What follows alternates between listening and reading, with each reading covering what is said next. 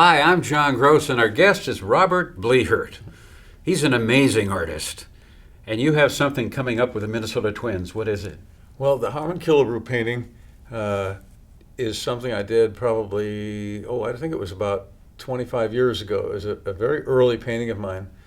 And of course, being I was raised in St. Paul, Minnesota, Harmon Killebrew was one of my boyhood heroes. And even though I've done a lot of work for a lot of teams over the years, I never, until now, finally got the Twins to do this poster giveaway using my Harmon Killebrew painting. So it's really exciting for me. It's a free handout, and when will that be? And it's August 10th. The game is August 10th at the stadium at Target Field, and 15,000 fans will receive a poster.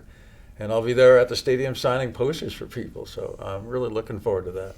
Robert isn't only known for that, but he also did the Joe Mauer poster. Talk about that one. Well, the Twins Fest poster giveaway this year was my Joe Mauer image, and it was the day that he retired, a game where Joe Mauer retired, and of course he was out on the field and just waving goodbye to the fans, and the emotion of that moment was so powerful that, I mean, it brought tears to my eyes, and I don't think there were too many dry eyes in the stadium that day. So that was the moment that I painted, and it was given out to 5,000 fans at Twins Fest in January. How do you capture the images? How do you capture the pictures and the emotion?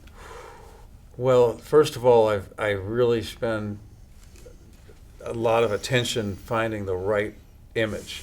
You know, it's got to be the right image because there's so many images, and it's finding that one that just, for me anyway, really captures the moment or the person or whatever it is I'm trying to capture. And it just, it has to just really strike me. I love this quote. The quality of a person's life is in direct proportion to their commitment to excellence. As an artist, you have to be committed. You just don't do it and it's done. How many times do you do a painting like the one of Muhammad Ali? Well, I've done several Muhammad Ali paintings, although this one was my favorite. And part of it is that I love the color red. And for one reason or another, I never seem to use enough red. I mean, I always want to use a lot of red, and it just never comes up. But this one of Ali, of course, I just got crazy with the red. So that was one of my fun paintings. I love when you talk about your painting, and the thing that touched my heart was when you talked about growing up, and I think you said you were 12 years old, and a lesson learned when you were 12 that gave you confidence. What happened? Well, that's an interesting way to put it. But yeah, you know, this was very early on, and I was doing a painting class with my cousin, and this was in downtown St. Paul. And as we were waiting for our ride home, and we were both sitting outside, and we had our paintings next to us, and a fellow came literally staggering by. He'd obviously had a few drinks, and he looked at my cousin's painting, which was actually really a nice painting. And he looked at it, and he says, "Well, that's really good." And then he pointed at my painting, and he said, "You really have something there." And so I feel I was recognized at a young age. I think I was something somewhere between 12 and 14 at the time. Was that a spark that ignited a flame that's still burning within you? That happened at 12. Is it still burning within you? And do you ever laugh in the middle of the night thinking about that? Well, to be honest with you, I don't know that sparked any flame or anything like that, but it was really funny. But the flame was in me very early. I mean, I actually started when I was about 4 years old. 4 years old? Yes. My brother he used to draw all the time. He sculpted, and then he got into drawing. And then just one day I was looking at his drawings, and I think I was about 4, and I just looked at these drawings that he was doing, and something in me just clicked. Literally, I was just like, wow, that's what I want to do. And it was really a flame from that point on. Now, listening to what Robert just said, you wonder, geez, I wonder where he went to college, what he majored in. Well, I was sort of surprised. It wasn't art. What did you major in? Well, actually, I ended up, my major ended up being microbiology. This was sort of an afterthought, really. But I ended up taking all science classes, science, math, chemistry, physics, and then I ended up going to veterinary school. And you gave up artwork? Well, for quite a while there, it was sort of on the back burner. And so I was going to veterinary school for 3 years of the professional program. And then something happened, that I guess the art purpose was in me too strong. And finally, after the 3rd year, I ended up leaving veterinary school to be an artist. And so the first thing, of course, I ended up doing was dog paintings. And dogs have always been some of my favorite people.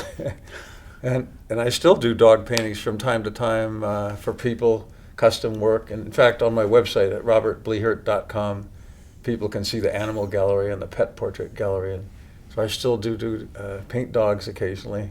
For people or? Well, mostly commission work for dogs. Mm-hmm.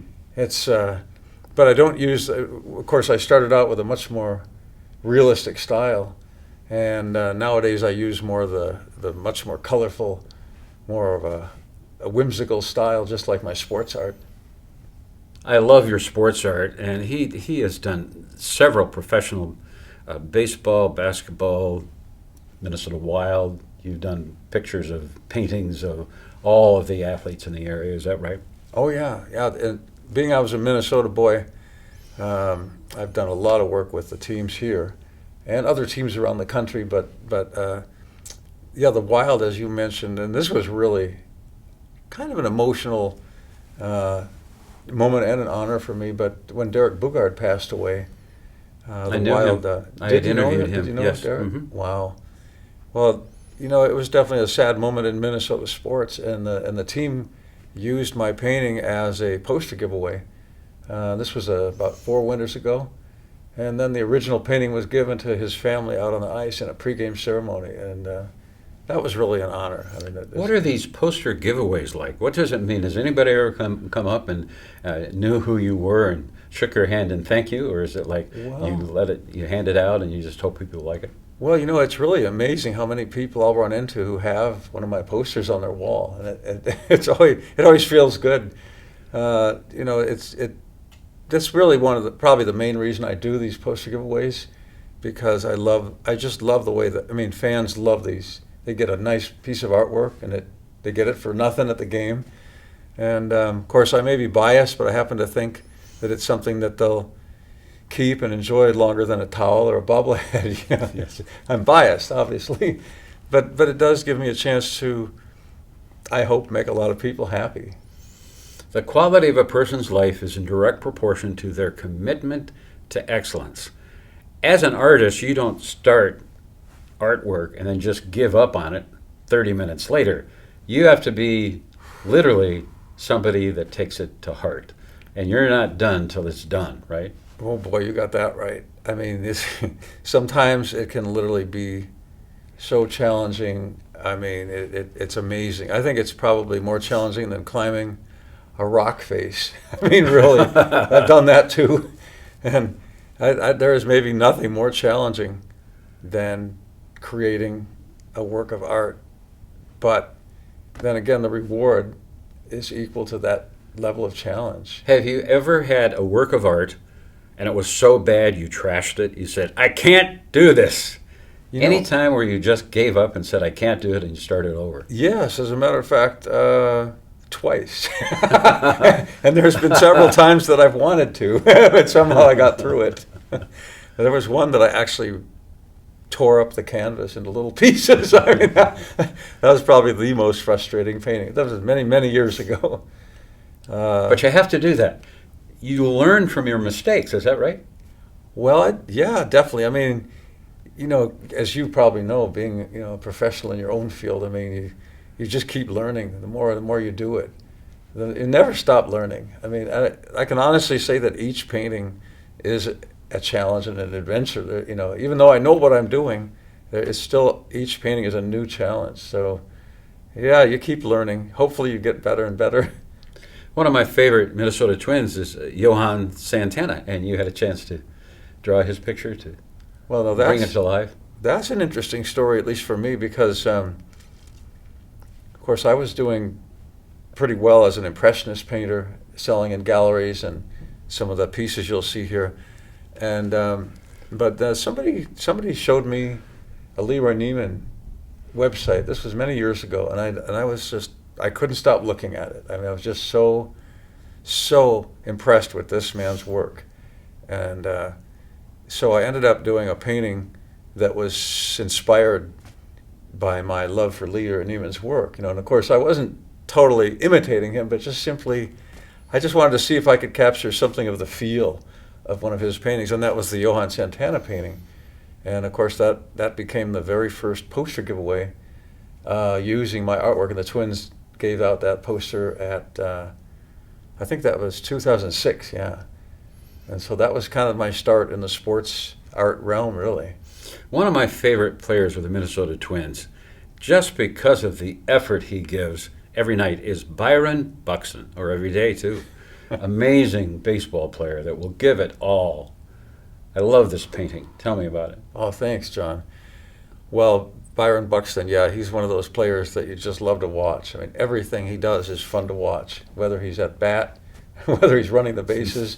But of course, when he's out in the outfield, it's just, I mean, it's just exciting. It's just, it's rare when you get one of those players that just, it doesn't matter where they are, what they're doing, you just want to watch. You know, you want to be there watching.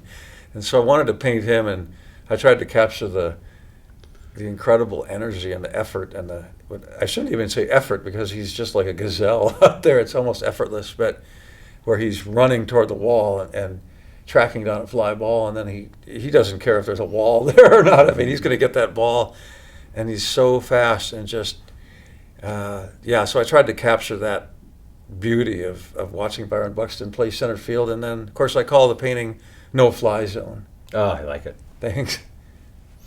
There's somebody that I really like. Mm-hmm. He went by one name, Prince. Did you get to know Prince, or did you make any drawings of Prince? You know what? I really didn't get to know Prince until after he passed away. And that may sound odd to say that I got to know him afterwards, but when I started listening to his music and watching him, I fell in love with the guy. And not just the music, because there's something about Prince that just much transcends his music. I mean, I can't even put it in words, so I decided to put it in a painting. And how did you do it? Close your eyes and think of him, or look at a picture of him? Well, how do you do paintings? Well, I watched videos, I mean, one after another. I just kept watching videos of him in concert, and I felt there was just something about him that I wanted to capture, and it took quite a while. But I finally, from watching a video, I got what I felt, for me, captured not only his music, but the person. And that was the painting that you see here. And it's been one of my favorites, you know. And I love painting Prince because he just inspires me, you know. It's like I say, it's hard to put words to it, but I keep putting it on canvas. Good. Bob Dylan. Oh, my. Bob Dylan. You know, I'm from Minnesota, and St. Paul, and one of his most famous songs has St. Paul reference in it. Really? What song is that? The one, Meet Me at the Corner, 36th and Wabasha, that wonderful song. I mean, Dylan, you know, came from St. Paul, or not came from St. Paul, but of course Minnesota. Yes. And yet it took me until just literally about a year and a half ago, I finally got around to painting Bob Dylan. And I don't know, I apologize, Bob, why it took me so long. But my brother went to day camp with him when he was still Bob Zimmerman. But anyway, just that wonderful nonchalance, just an amazing don't give a darn attitude that he portrayed, and yet what came out of his mouth was like so amazing, you know. I mean, so I tried to capture that in the painting, just who he was, and hopefully I was pretty successful with that. Jimi Hendrix. Oh, wow, thanks for asking. Once again, I was a child of the 60s, and you know, I really didn't realize how big Jimi Hendrix was until I decided to paint him, and then did more and more research on him. And the more I listened to his music, and the more I just watched him and listened to him, and the more I realized just how amazing, what an amazing part of the 60s music scene he really was. And Again, I tried to capture the person and the music, and as when I paint all musicians, I listen to the music while I'm working on the painting. And Really? so, yeah, While you're painting, you listen to the music. Exactly. And you get into it? Oh God, yeah. I literally think I almost become the musician. I mean, literally, it's just I am like, you call it channeling, whatever you want to call it, but You ever stayed up till 4 or 5 in the morning? You didn't want to go to bed? well, many times. I do a lot of things that my body objects to sometimes, but there are definitely times that I don't want to go to bed, don't want to eat, don't want to do anything. But unfortunately, usually I don't do my best painting under those circumstances, so I've kind of learned to temper things a little bit. I was a sports reporter and photographer for 40 years. Wow. And there wasn't even one time when someone called and said, "Can I come over and just see what you do? Can you tell me about being a sportscaster or how to be a photographer?" Interesting. I had somebody come over every time, never turned them down. And I think that's very important to help youngsters that just want to be like you. Have that ever happened to you? Somebody ever called you and asked for advice? Yes, although not super often.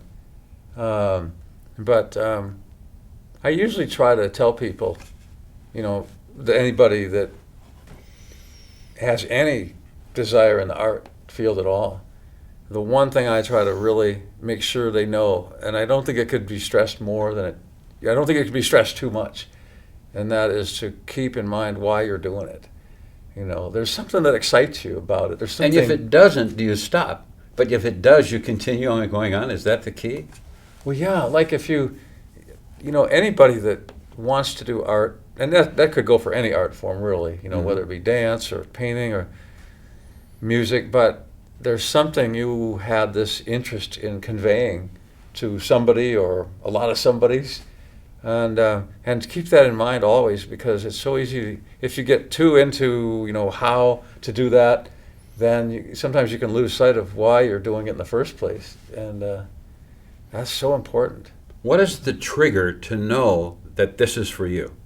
What is a trigger that says, I don't think I should be doing this? If somebody's a horrible artist to begin with, should they think of dropping it out? Or what are the keys? What's the impact on somebody to know, hey, this looks like fun. I heard Robert Blehert, if he can do it, I can do it.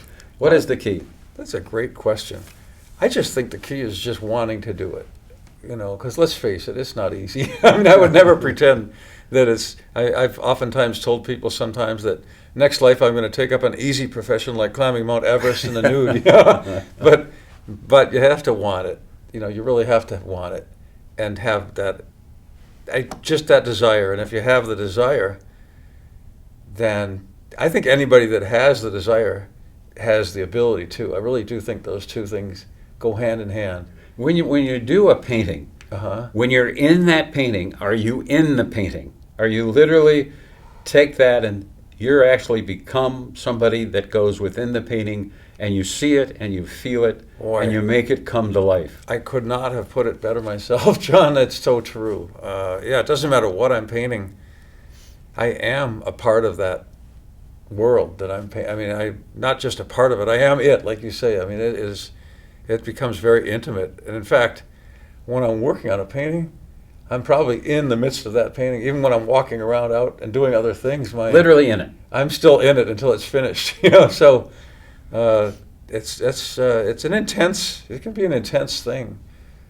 I wouldn't say being an artist is something for the faint of heart, but there's not. I don't find there's anything more exciting, inspiring, more enjoyable. I mean,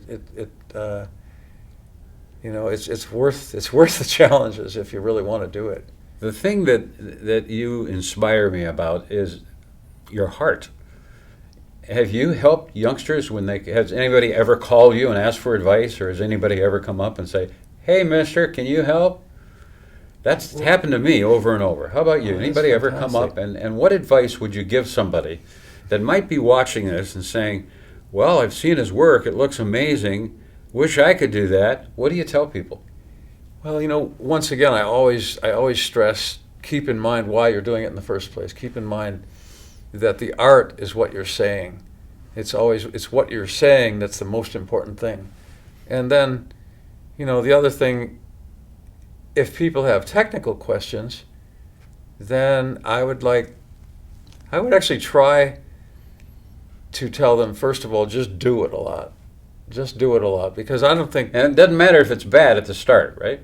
No, I think it's just do a lot. Do a lot. Now, then you start learning, you'll find things that you have questions about. Why I'm not having a hard time doing this or that, or this or that. And then at least you have a better idea of what it is you need to know. And, there's so many art teachers in the world. It's just... I'm thinking of kids that don't have any money. They have Yeah. no idea. They have no clue. Maybe they're in grade school.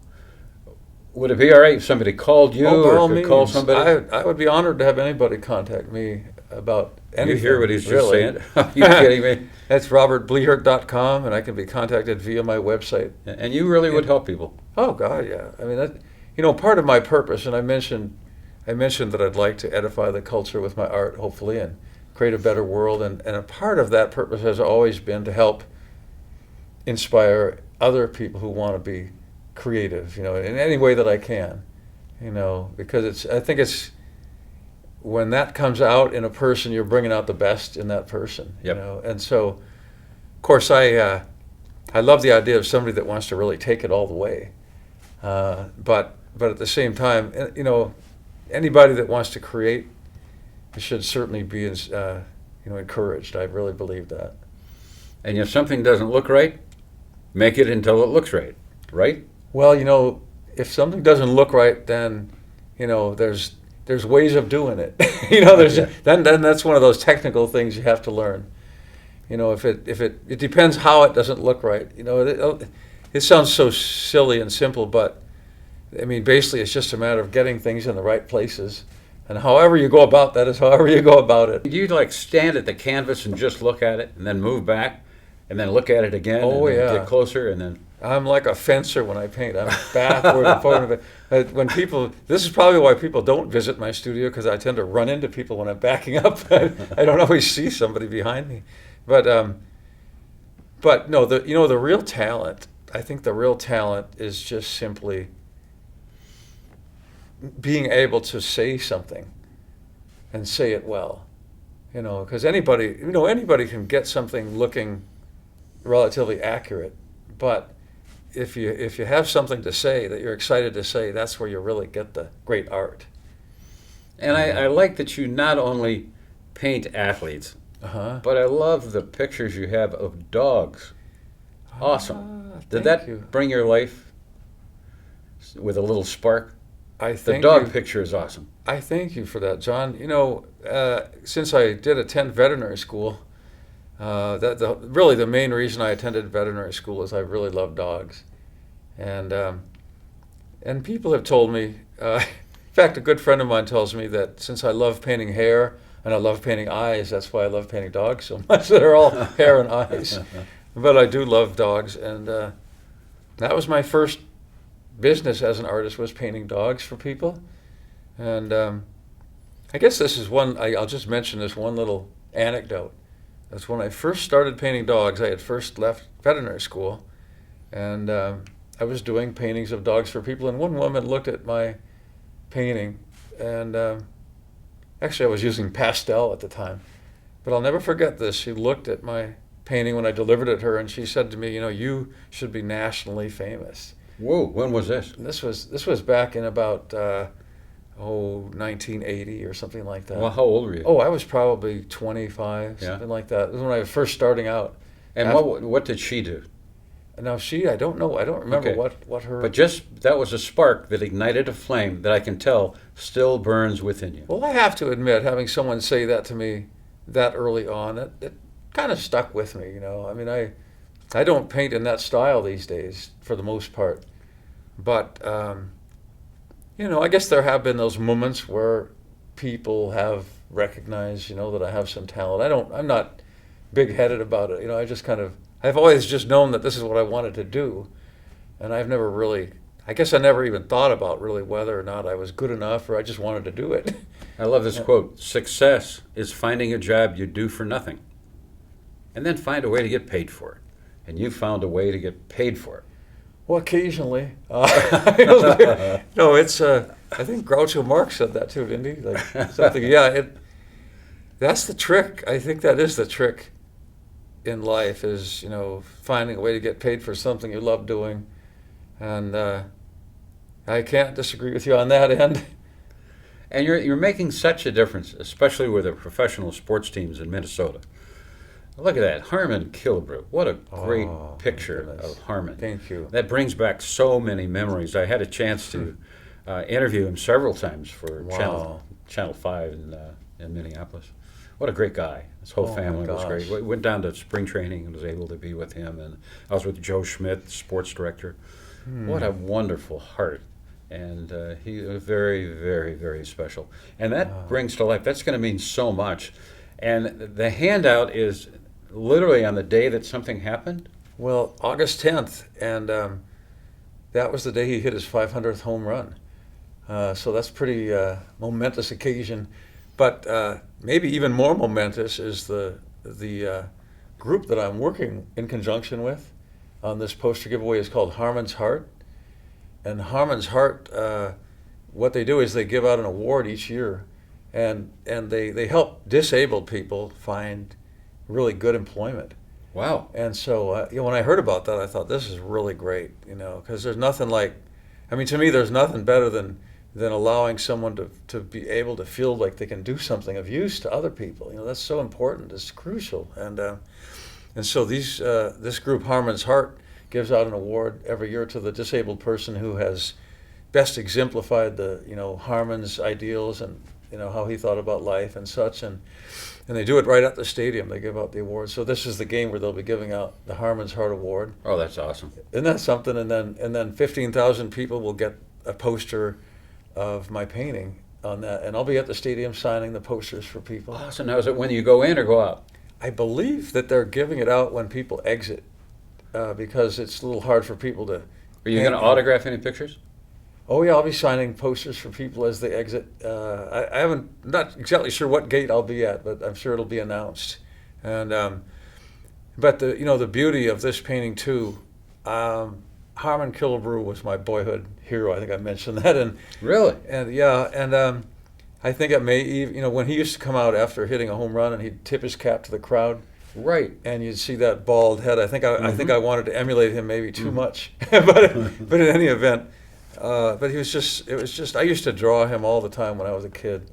In fact, when a kid meaning how old? Oh, like 11 years old. I think I did my first drawing of Harmon from a newspaper photo, and it was a charcoal drawing. And I remember I rolled it up, and I gave it to him when they had camera day down on the field. And oh my God, here I was, actually handing something to Harmon Killebrew. I mean, it was just amazing. And what did he do? What did he say? Well, he just took the poster from me and he just said, "Thanks." And I was like, 9 team.